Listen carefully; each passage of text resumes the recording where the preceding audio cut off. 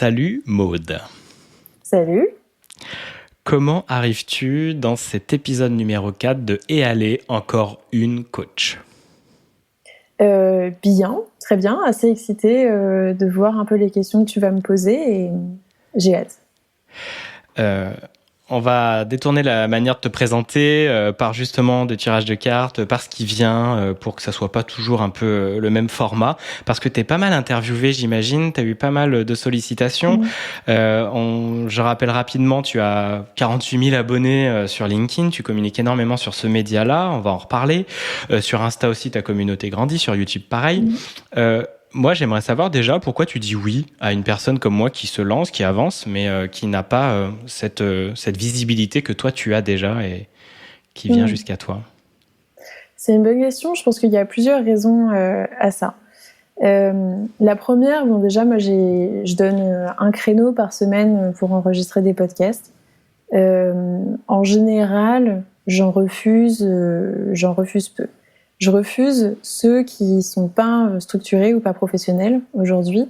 Toi, c'était pas le cas. Donc déjà, t'as passé cette première barrière, en fait, de faire quelque chose de professionnel et structuré. Justement, c'est quoi pas structuré, pas professionnel? Ça pourra donner des pistes pour ceux qui voudraient t'interviewer.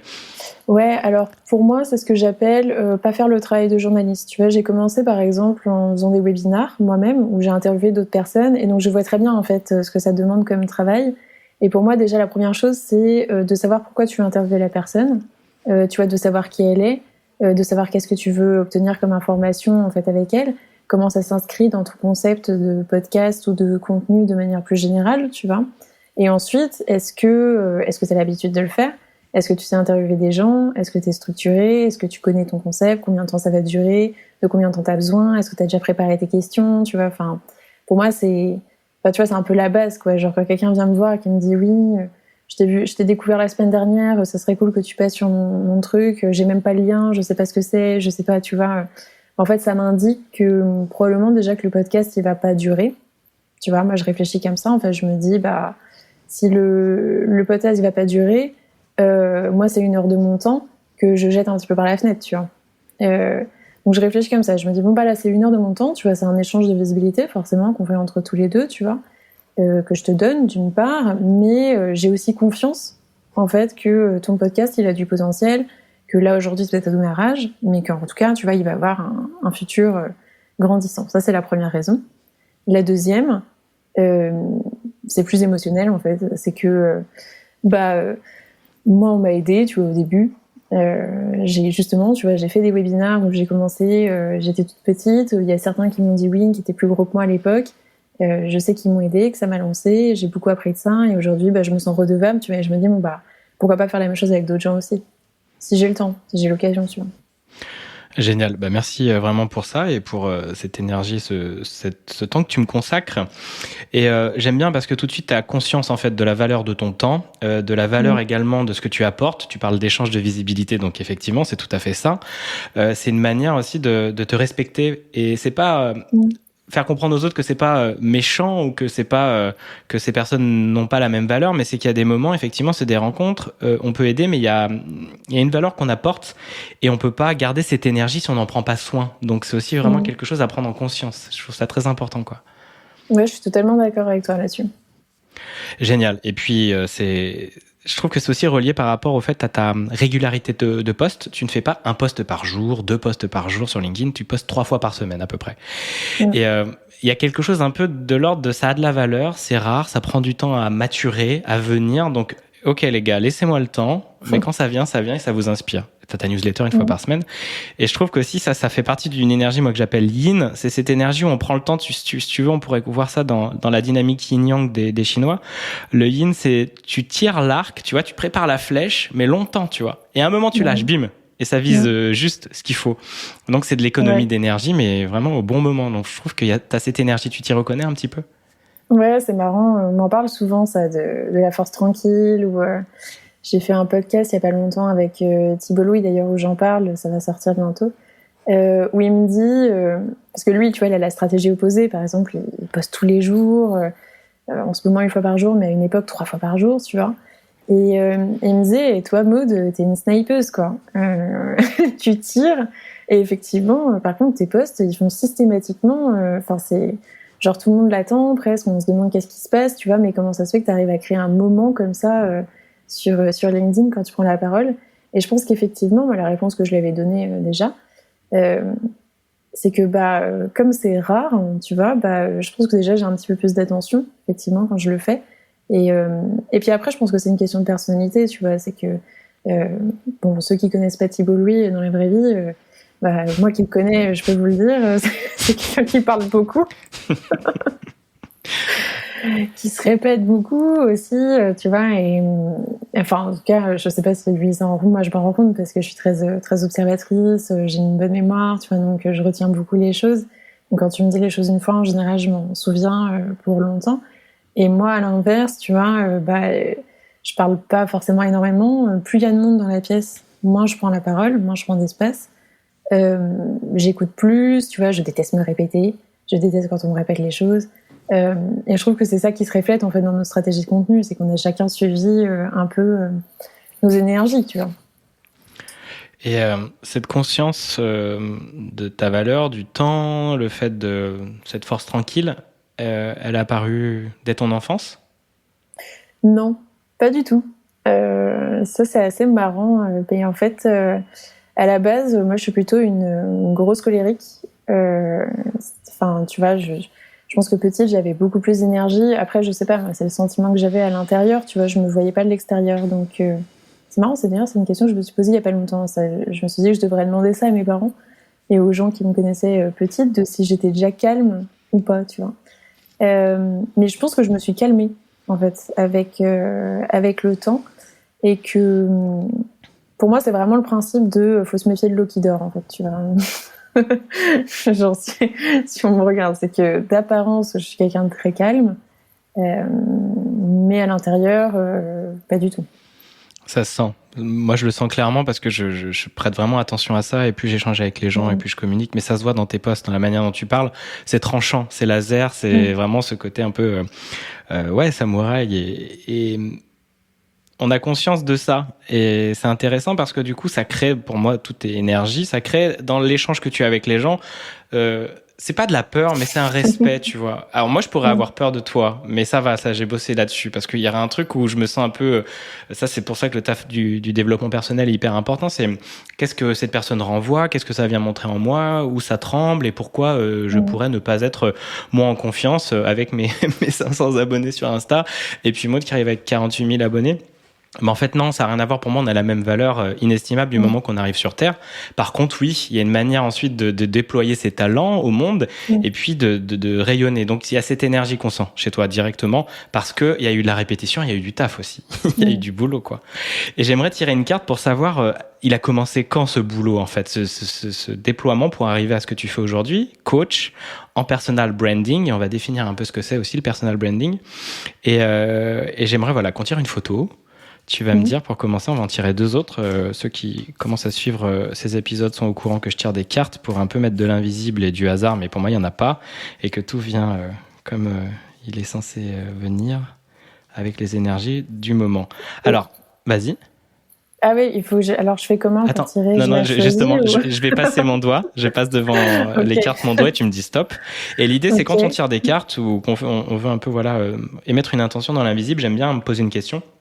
Poser une intention, et donc dans l'idée là c'était, chère carte, est-ce que vous pouvez nous partager un moment de la naissance, en tout cas des premiers pas de Maud, c'est un peu ça, et là tu verras ce qui va venir mais tu me diras. C'est un peu l'intention. Tu me dis stop quand tu veux. Ah, je peux pas les voir visuellement, c'est marrant. Non, parce que alors les cartes sont comme ça. Ah ouais. Ah, mais du coup je passe devant et ensuite je te la retourne. Moi je les vois pas, je sais pas. Ok. Stop. Ok. C'est un jeu qui s'appelle Point of View, c'est vachement bien. Alors. Est-ce que tu peux la décrire pour ceux qui vont écouter le podcast quand je les mettrai en ligne? Alors c'est un peu étrange. C'est une femme en gros plan. J'ai l'impression que c'est une femme. Une femme, ça pourrait être un homme aussi d'ailleurs, en fait, on sait pas trop. Ouais. Un homme ou une femme en très gros plan qui est en train de... Alors on sait pas trop non plus en fait. Est-ce qu'elle est en train de mourir de rire ou est-ce qu'elle est apeurée? En tout cas, elle est habillée très bizarrement. Elle a un petit hoodie, un petit foulard, des lunettes de geek, je dirais, et en même temps un chapeau de paille qui n'a pas de sens. Et derrière, on aperçoit plein de gens en flou. Ils sont dehors, donc c'est comme si, je sais pas, elle était dans un festival et qu'elle dansait, et qu'il y avait des gens derrière, mais qui eux, par contre, ne dansent pas. Qu'est-ce qu'elle t'inspire Voilà. en lien avec ton enfance peut-être, ou les premiers pas qui t'ont emmené ensuite à être Maud Alavès aujourd'hui, quoi? Ouais. Alors ça va partir dans quelque chose de très personnel. Si c'est ok pour toi. Ouais, c'est ok. Et c'est quelque chose, donc d'ailleurs, alors j'en ai pas encore parlé publiquement, et je pense qu'il y a un vrai sujet là-dessus. Moi, j'ai déménagé 7-8 fois, en fait, dans mon enfance. Donc, c'est-à-dire que tous les 3 ans, j'ai changé de ville, parfois de pays, même en fait, une fois. Mais j'ai changé de lycée, j'ai changé de tout, etc. Donc, moi, c'est quelque chose que j'ai toujours apprécié, dans le fond, quand même, de changer d'environnement, parce que je pense qu'au bout de 3 ans, je m'ennuyais, déjà, dans l'endroit où j'étais. Et là, du coup, ça me forçait à en fait trouver des nouveaux amis, de nouvelles rencontres, etc. Je pense que ça m'a forgé en fait un caractère très adaptable, dans le sens où en fait, tu pourrais me mettre au milieu de n'importe quel groupe, genre que ce soit social, démographique, avec des valeurs complètement opposées, politiques, religieuses, ou n'importe quoi, que je pense que je trouverais un moyen, tu vois, d'apprécier cette soirée.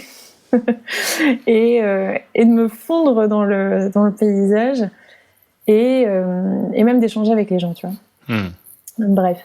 Mais il y a des périodes aussi qui ont été compliquées, et l'intégration n'a pas toujours été facile, tu vois, dans les lieux dans lesquels je suis allée, parce que c'est les enfants en fait, hein. Les ados sont pas toujours évidents, donc on se moque de toi parce que tu viens d'un autre pays, ou parce que t'as pas les mêmes codes, on va dire, sociaux.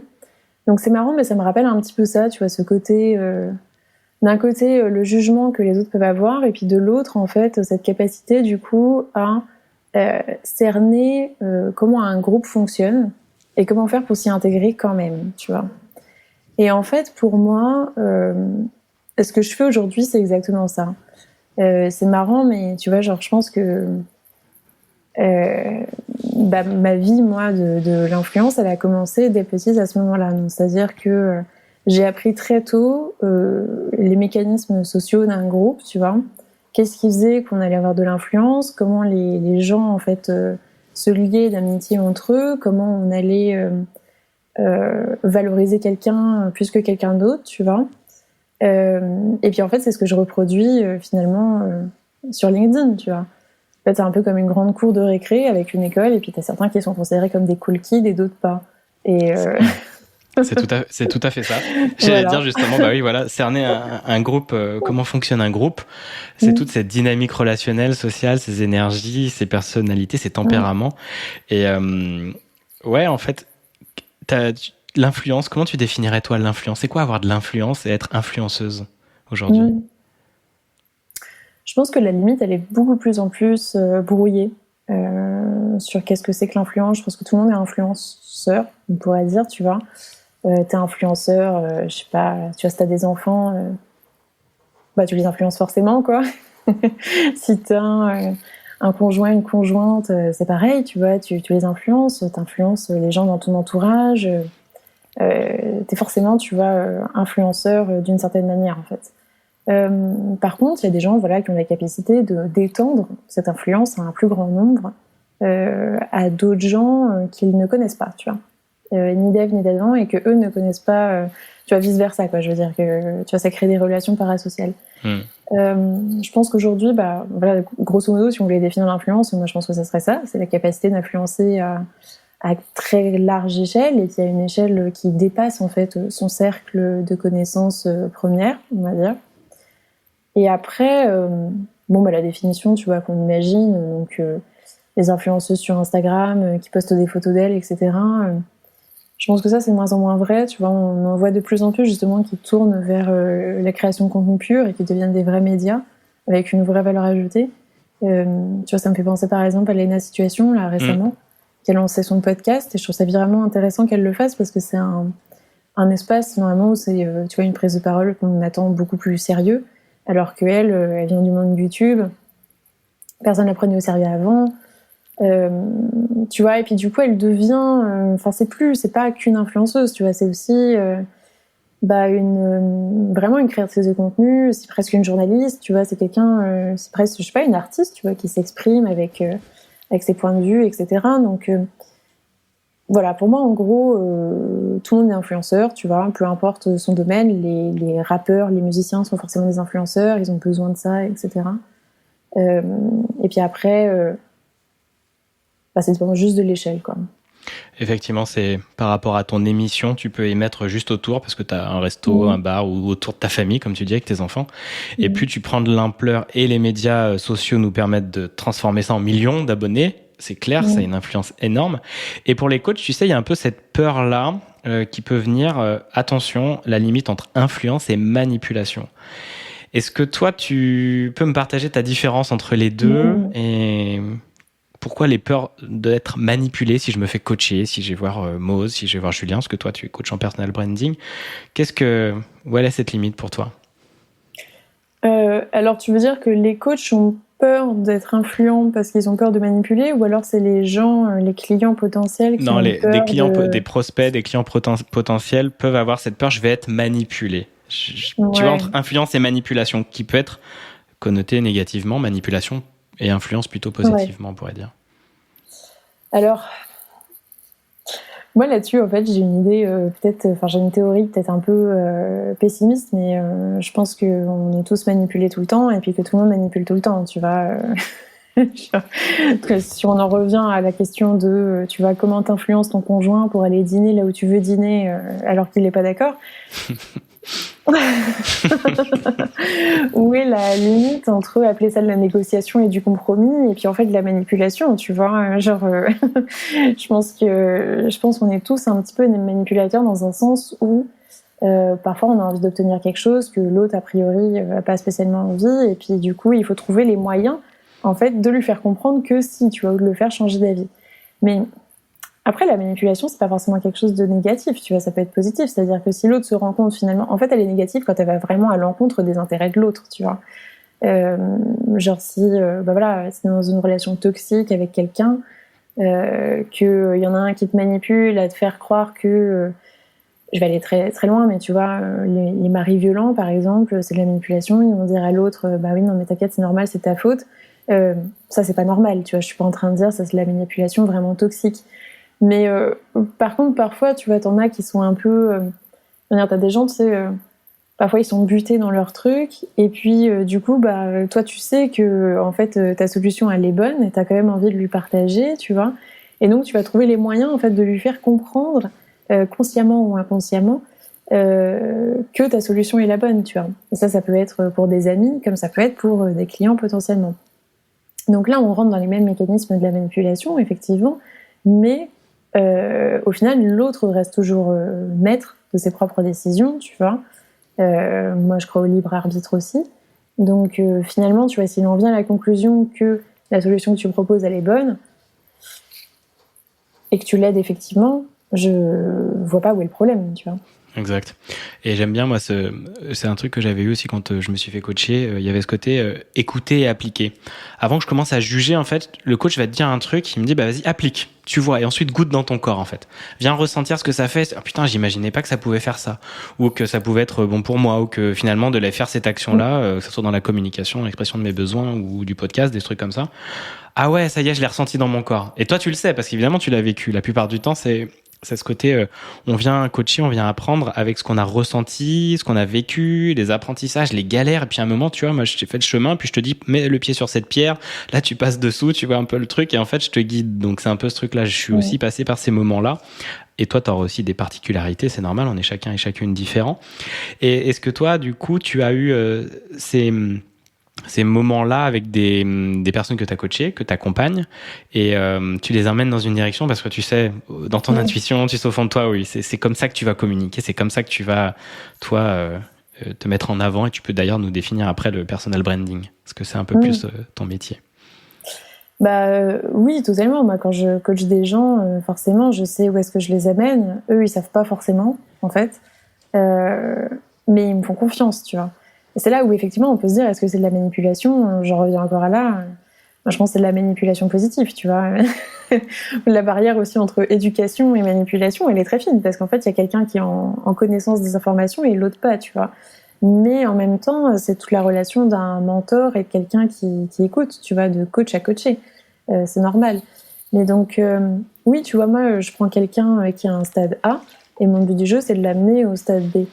Euh, Sachant qu'il y a plein d'étapes préalables, en fait. Je peux pas tout lui dire tout de suite, il peut pas travailler sur tout en même temps, et ça, je le sais, tu vois. Donc, je lui dis les choses au fur et à mesure, je le tiens par la main. C'est ça, en fait, tenir par la main quelqu'un, c'est lui dire, OK, bon, bah là, tu vas commencer par ça.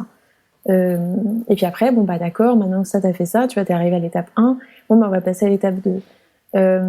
Donc forcément, oui, je les guide, je leur indique la direction dans laquelle il faut aller. Et moi, c'est mon rôle, justement, d'être maître de la direction. Ils ont confiance en ça, justement. Et c'est vrai qu'ils te choisissent aussi, et le fait de...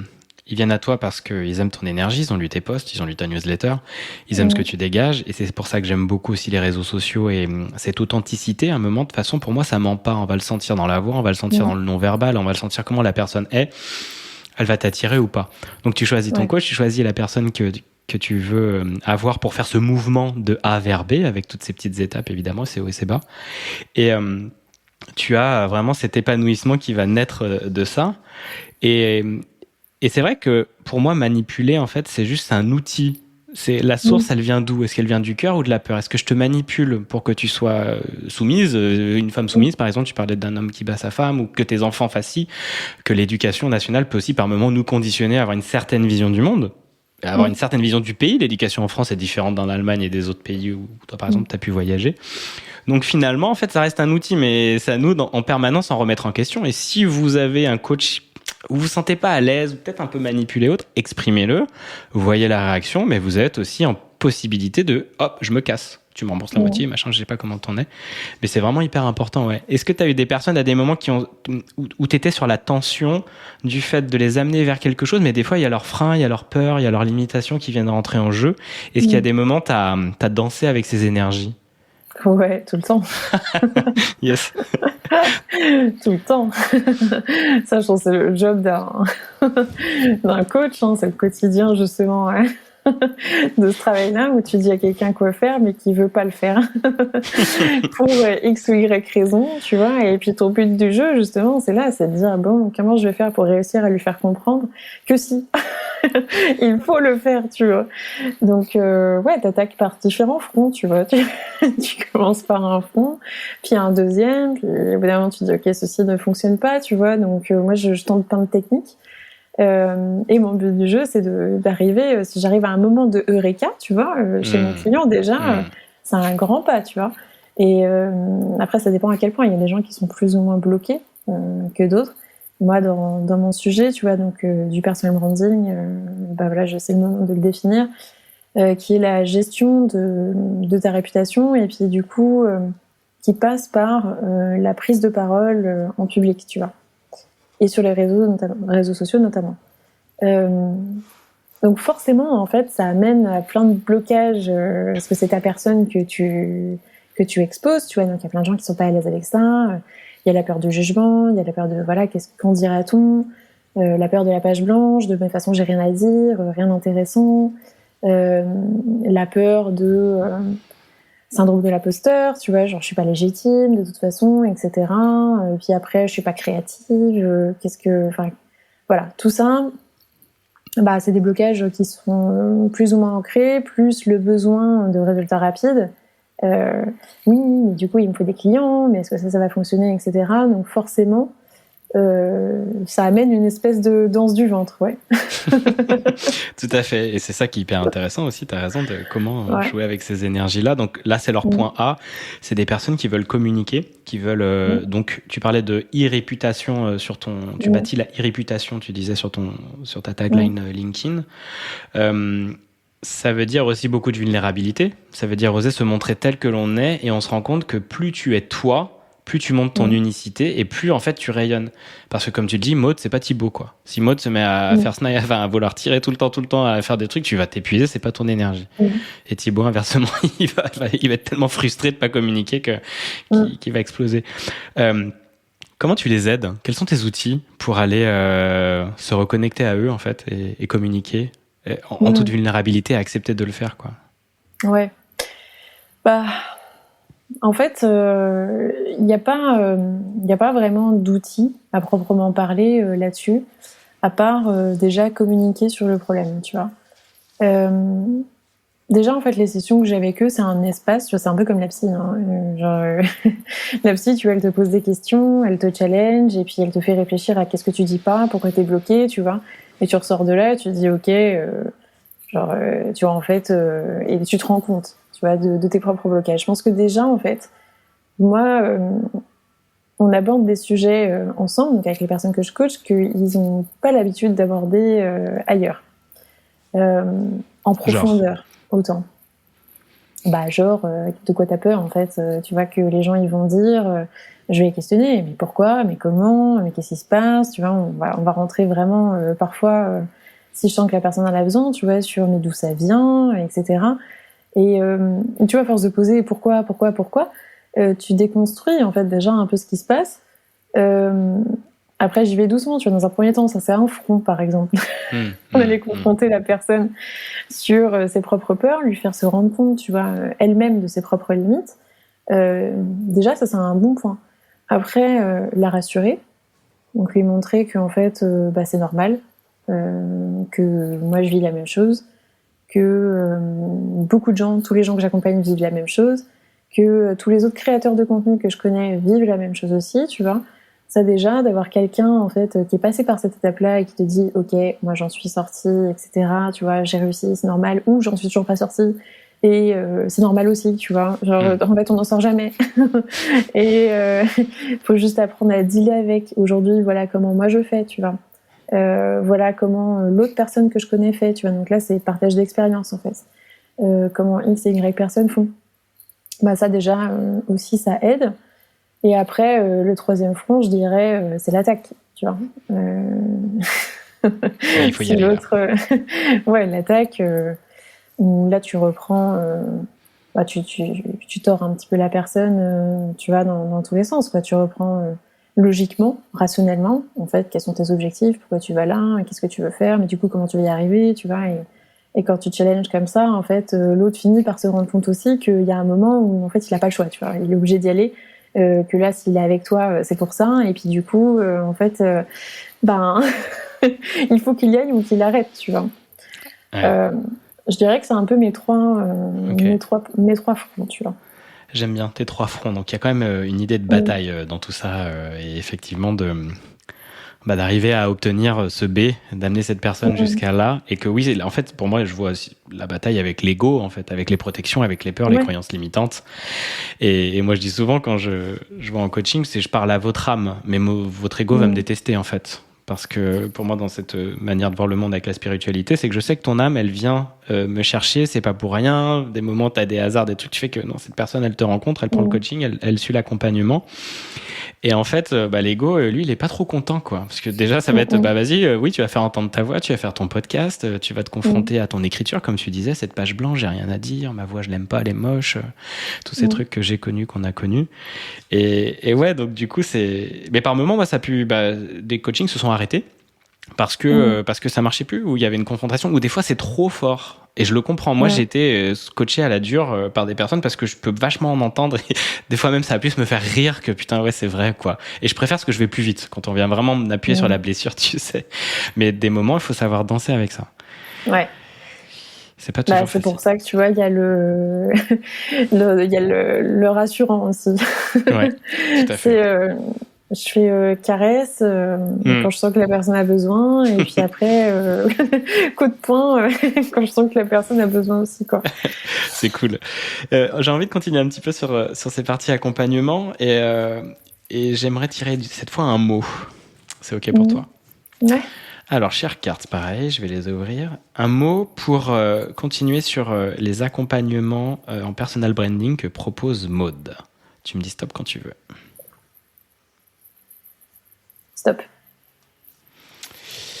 Ah, une belle valeur. L'amour. Est-ce qu'il y a de l'amour dans tes accompagnements, dans les personnes et des liens que tu crées avec les personnes qui viennent à toi? Oui, forcément. Oui, c'est hyper. Tu vois, on en revient encore une fois. Est-ce que c'est de la manipulation? J'aimais bien ta définition de est-ce que ça vient du cœur ou de la peur. Je trouve que c'est une très bonne chose. Où effectivement, tu vois, moi, ça vient du cœur en fait. Dans tous les contenus que je fais, c'est pareil. Tu vois, même dans ma newsletter. Je dis des choses, parfois je donne des méthodes, je vais expliquer comment je fais, parfois je vais dire des réalités qui, je pense, en perturbent certains, et en même temps, je sais que ça les fait avancer, tu vois. Et moi, mon but du jeu, c'est que les gens ils avancent, que tous les freelances et tous les entrepreneurs en fait progressent, tu vois, parce que je souhaite le malheur à personne, tu vois.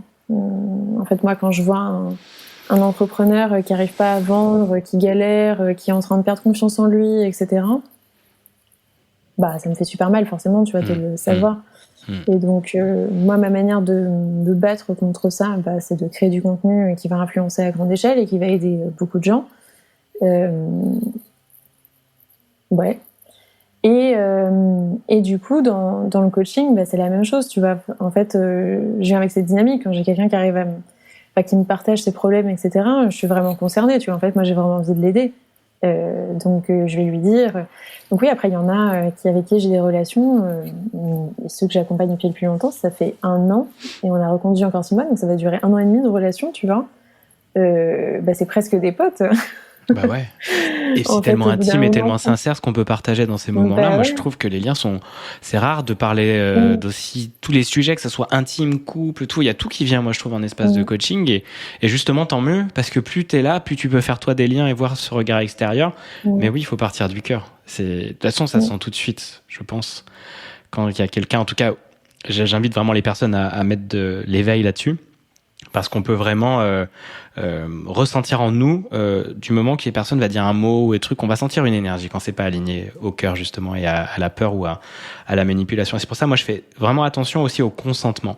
D'aller te dire, tu veux, c'est ok pour toi, on tire une carte, c'est ok pour si. C'est en permanence d'aller questionner. Parce que le consentement, il peut être valide à un moment, mais il peut changer aussi. Donc c'est comme en relation amoureuse autre, faut demander tout le temps en fait. Pas surdemander, mais après créer des espaces où dès qu'on sent l'imperceptible, de le poser la question.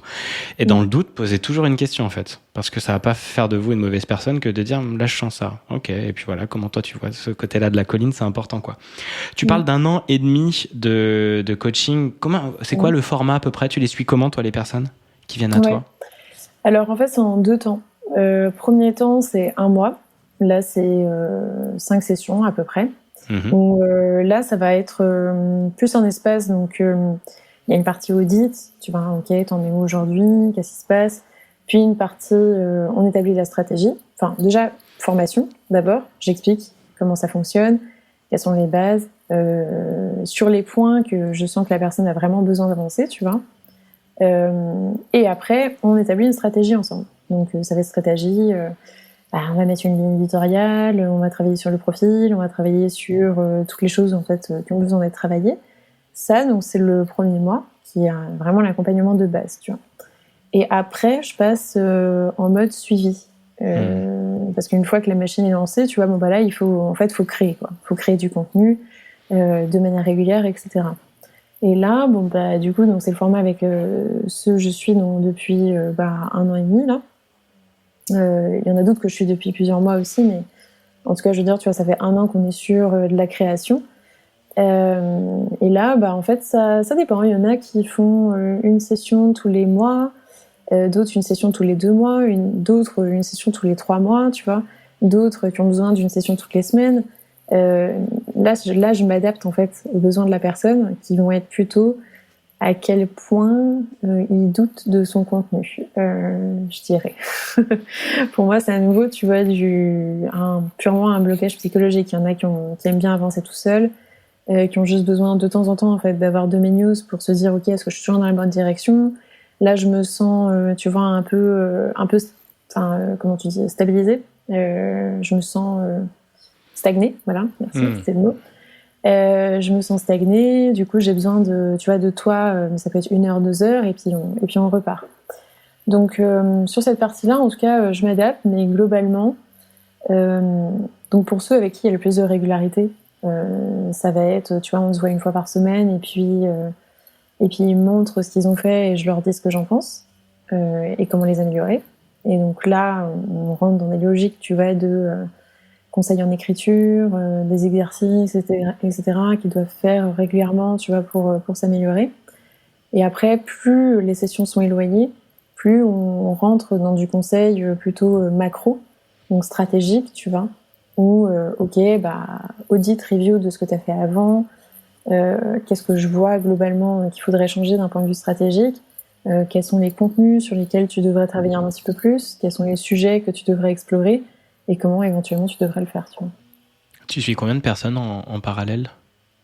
5 maximum. Ok, ouais. Ce que j'allais te dire, ça demande de l'énergie, puis d'avoir un regard sur des personnes assez différentes aussi. Et Ouais. tu les réunis des fois en groupe, en session commune, pour aussi qu'ils puissent peut-être avoir... Non, mais c'est une super bonne idée. Surtout que il y a un truc sur lequel je leur dis toujours qu'il faut développer et que j'arrive pas encore à les faire justement, mais quasiment tout le monde, c'est la création d'un réseau.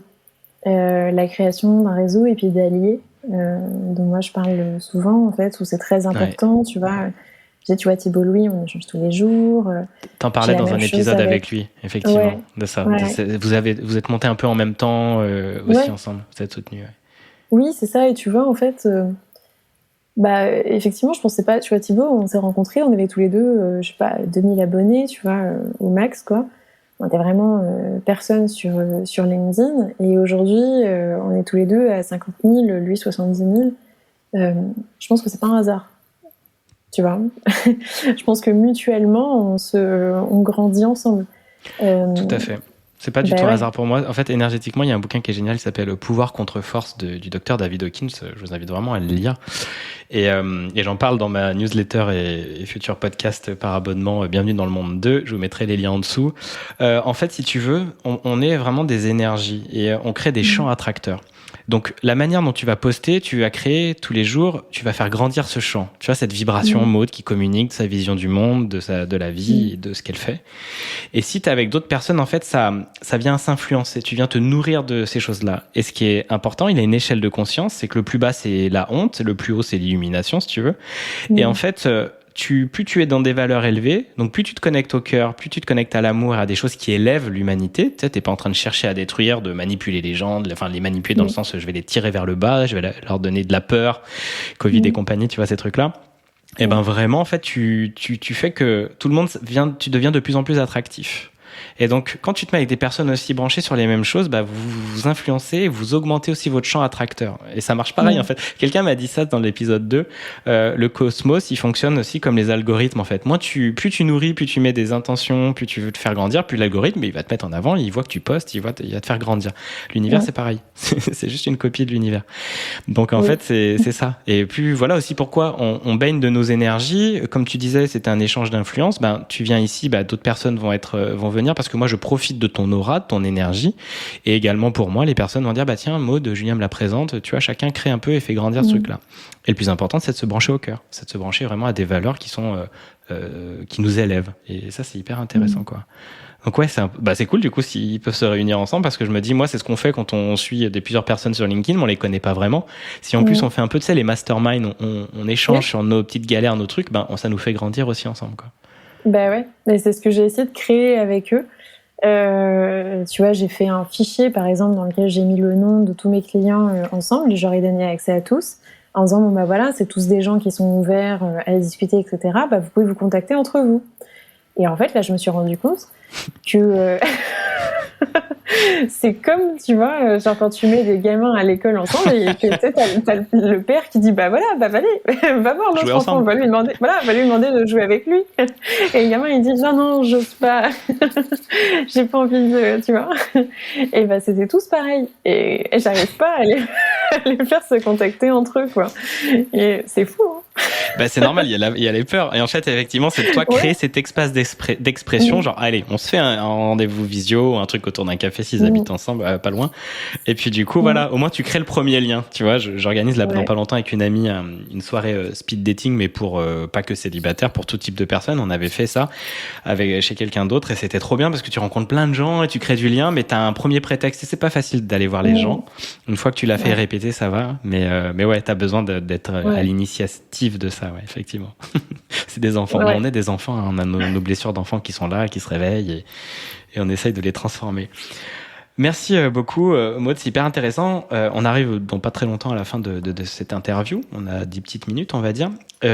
J'aimerais, pour la troisième et dernière partie, tirer une carte. Cette fois, c'est une question et puis s'ouvrir l'horizon, le champ et voir un peu quels sont tes prochains pas, tes prochaines envies et ce qui va venir. Donc pareil, c'est une question cette fois et tu me dis stop quand tu veux. Je passe mon doigt sur les cartes. Stop. Hop, alors c'est celle-ci. Hop. Chère carte, qu'est-ce qui est difficile pour toi, Maud ? Pour moi, qu'est-ce qui est difficile ? Il y a plein de choses, mais alors il y a énormément de choses en fait. Hein. Alors, une peut-être. Voilà, on pourrait faire un épisode entier sur ce qui est difficile.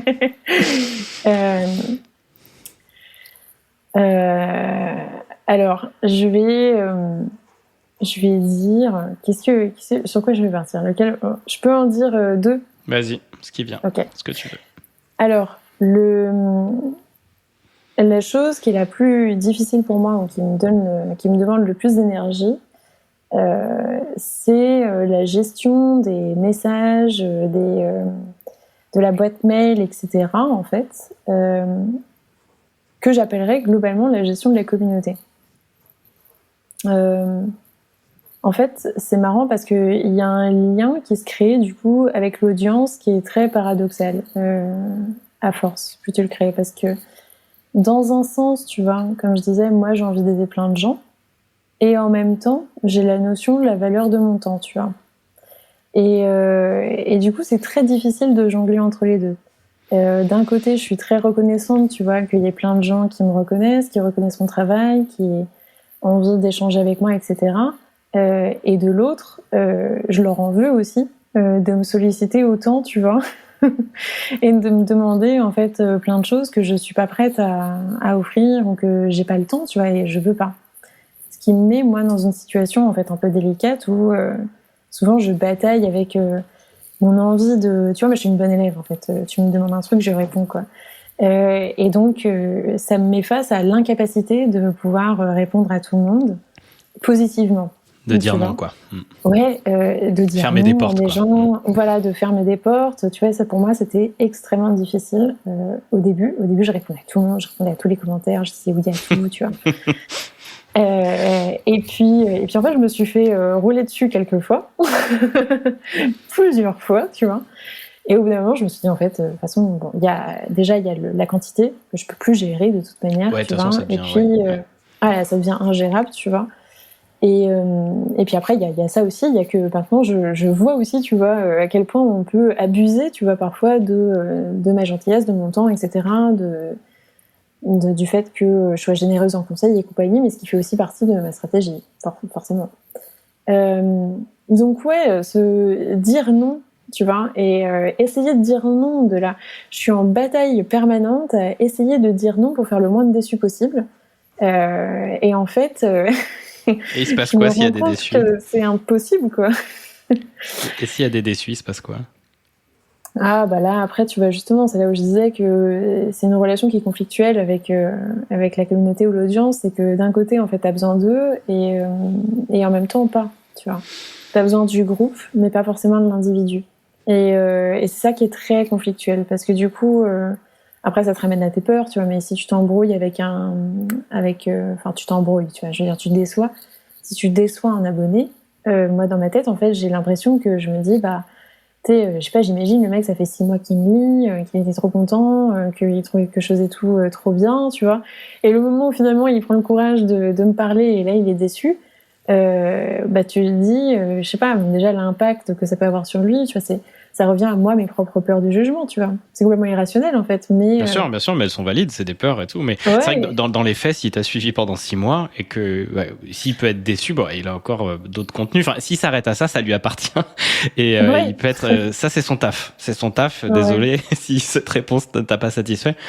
Mais effectivement, vu le nombre de personnes que tu touches et qui va aller en augmentant, c'est évident que toi, comme on le disait au départ, la valeur que tu as et puis ce temps où tu es dans l'introspection, dans la réception d'informations pour pouvoir ensuite viser juste, c'est le plus important et c'est ça que les gens viennent chercher en fait. Donc si tu respectes ça, bon, on sera obligé de te respecter quand on te suit quoi. Et puis oh là là, elle m'énerve, Maud, bah tant pis quoi, je me désabonne et puis genre je vais revenir parce que quand même j'aime bien. Tu vois, on fait tout le temps ça et on est toujours dans cette des fois, mais ça c'est notre taf, hein, c'est pas le tien. Non, bah, je sais, mais c'est quelque chose que je réalise avec le temps, tu vois. C'est-à-dire que pour moi, le chemin justement entre A à B, tu vois, il y a d'autres créateurs de contenu que je connais qui n'ont pas du tout cette problématique. Hein, tu vois. Ouais, bah, c'est cool. Ça pas autant t'apprend. que moi, tu vois. Ouais, donc moi, ça m'apprend à dire non, ça m'apprend à gérer la déception des autres, ça m'apprend à gérer le jugement aussi qu'on peut avoir, ça m'apprend à assumer mes propres limites, tu vois. Et puis à les comprendre, à les connaître, et puis à en être sûre et certaine. Donc ouais, je dirais que ça, c'est la première des difficultés. Et la deuxième des difficultés, en fait, qui est pas mal liée à celle-là, finalement, c'est celle de l'introversion quand tu crées du contenu, tu vois. Où, bah, du coup, voilà, t'arrives dans cette... Effectivement, comme tu dis, tu vois, mon génie, c'est quand je suis en introspection. C'est quand je suis toute seule chez moi, que je réfléchis, tu vois, devant la fenêtre comme ça, et que je suis en... Pour moi, c'est de la réception, c'est de la canalisation en fait. T'es là, t'es en train de choper des idées qui viennent, mais parce que tu fais rien. C'est ton yin. On dit c'est de la polarité yin, tu vois. Mais c'est ça, mais c'est fou. Mais tu sais, parfois les gens ils me demandent qu'est-ce que je fais de mes journées. En fait, je réfléchis et je me dis, bah, je sais pas, tu vois, parfois, qu'est-ce que je fais? Je suis là dans mon salon. Et puis je me dis, c'est vrai que j'ai refusé, tu vois, plein de calls avec plein de gens et tout. Alors c'est trop bien. Mais c'est génial. Je suis juste là à caresser mon chat, tu vois, à regarder la fenêtre. Mais en vrai, si j'ai pas ces moments-là, c'est vrai que ça se voit tout de suite dans ma création, tu vois. Je fais des trucs moins pertinents, c'est moins clair dans ma tête, ça avance moins vite. Alors que plus tu me laisses en fait d'instant comme ça, plus forcément bah, j'arrive à aboutir les choses. Tu vois, je suis toujours en train de réfléchir en background dans ma tête, et puis donc après ça donne des contenus qui sont sympas, quoi. Mais c'est clair. Et c'est là toute ta valeur. Et nous, c'est pas facile parce qu'on est dans une société en général assez dominante yang, c'est-à-dire qui se déploie, qui est toujours dans l'action, Et là, on se rend compte, ah, c'est cool, tiens, je fais de la méditation, je fais du yoga, je ralentis. Moi, mon challenge, c'est ça. C'est facile pour moi de faire de l'action, sauf que je peux me ralentir, prendre du temps et tiens, j'ai des super idées qui viennent parce que je me suis foutu la paix, j'ai rien fait. Et puis, il y a un petit moment, il y a ce côté genre, mais attends, mais de rien faire, en fait, c'est ça qui me fait gagner plus d'argent, qui me donne plus de valeur, ramène plus de clients. Ça, il y a vraiment une dichotomie en nous, là, assez importante, mais en vrai c'est pour ça justement qu'on va venir te chercher, parce que tu t'offres tout ce temps-là pour avoir les meilleures idées, en tout cas sur des sujets par rapport à ta communauté ou toi, déjà ta vision du monde, quoi. Donc c'est génial. C'est génial que tu le fasses déjà, que tu t'autorises et que tu avances sur ce chemin, quoi. Ouais, mais c'est vrai que c'est un combat en fait, parce que la société te dit que c'est pas bien, tu vois. Donc partout, et moi c'est pour ça aussi que je me dis bon bah il faut en parler, tu vois, et que j'ai commencé à aborder le sujet vraiment sur LinkedIn, et que je vois que ça fait du bien à tous les gens qui sont comme moi, qui tu vois préfèrent prendre le temps de réfléchir, qui préfèrent prendre le temps de créer des contenus, tu vois, genre je sais pas, mais j'ai l'impression que le jour où j'ai dit que je mettais 2 heures à écrire un post LinkedIn, ça en a décomplexé plus d'un, tu vois. Qui se sont dit waouh, ah ouais en fait c'est bon. Maud, elle met pas 20 minutes comme tous les autres là. Moi je me suis dit mais c'est trop long 2 heures. Si tu veux, c'est marrant parce qu'avec une amie on va parler introversion et extraversion, parce qu'effectivement moi il y a ce côté, à des moments c'est justement, Julien, de dire toi tu fonctionnes comme ça, tout le monde n'est pas comme ça, mais justement inspire-toi de ces énergies que tu n'as pas pour peut-être rééquilibrer les tiennes, parce que oui, moi je peux aller vite, je peux être très laser, mais m'épuiser parce que tout le temps. Donc moi c'est des énergies comme la tienne que j'ai envie d'aller aussi par moment, pas tout le temps. Moi je serais plus un 60% d'action, 70% d'action, 30% de réception, et ensuite je me remets en action. Toi c'est peut-être plus l'inverse, tu vois, c'est notre dominante, et même en fonction des moments de l'année et des moments de notre vie aussi, tu vois. Et on est mouvant tout le temps, on n'est pas une étiquette, quoi. Mais c'est... Non, c'est vrai. Mais c'est vrai que je pense même 80% de réflexion, 20% d'action, mais parce que par contre, quand j'agis, tu vois, assez, effectivement, assez direct, quoi. Je fais qu'une seule version. Tu vois, mes posts LinkedIn, je fais pas de draft. Enfin, tu vois, il y a une version qui sort. C'est pareil pour la newsletter. Quand je fais une landing page, ou enfin, peu importe sur quoi je travaille, tu vois, en fait, je passe beaucoup de temps à réfléchir dans ma tête. Et une fois que tout est clair, hop, le truc, il est fait en 20 minutes, en vrai, tu vois. Mais je passe beaucoup de temps sur 2 heures de création. En fait, je passe 1h30 à réfléchir à qu'est-ce que j'ai envie de dire, tu vois. Et après, je l'écris en genre quelque chose comme 20 minutes. Et d'ailleurs, c'est drôle, mais tous les créateurs que j'ai croisés qui m'ont vu et qui ont eu la chance de faire la chance si. ou pas, tu vois, mais qui ont eu cette opportunité de me voir en train d'écrire un post LinkedIn. Je me rappelle, il y en a beaucoup qui étaient, mais en fait, c'est à ça qu'elle ressemble. Donc, elle est vraiment comme ça pendant 2 heures devant son ordi à rien faire. Son chat. C'est cool. C'est cool. Et on sait pas ce qui se passe. Mais ça dure 2 heures en intense réflexion où il y a rien, vraiment aucun mouvement en fait. Et puis tout d'un coup, il y a un truc qui sort et puis ça fait 100 000 likes. Mais c'est ça. Vues, et je trouve que ça, c'est hyper puissant et c'est ça j'ai envie aussi qu'on apprenne à valoriser dans notre société. C'est l'importance de ça, de ce temps d'introspection. Et tu vois, j'en parlais aussi ce matin parce que j'en parle tout le temps de ce yin-yang et avec ma coach là de sport et je lui disais, mais tu vois, c'est un peu comme la panthère, quoi. La panthère, elle chasse d'une manière où elle se pose sur la branche d'un arbre. Elle attend hyper longtemps. Puis à un moment, il y a un animal qui passe en dessous, bam, elle lui tombe dessus et hop, elle a son repas. Mais elle dort quand elle est sur la branche haute. Mais elle est juste là, elle patiente, sauf qu'elle va pas s'épuiser pour rien, alors que le tigre, lui, il va chasser, il va courir et tout, tu vois.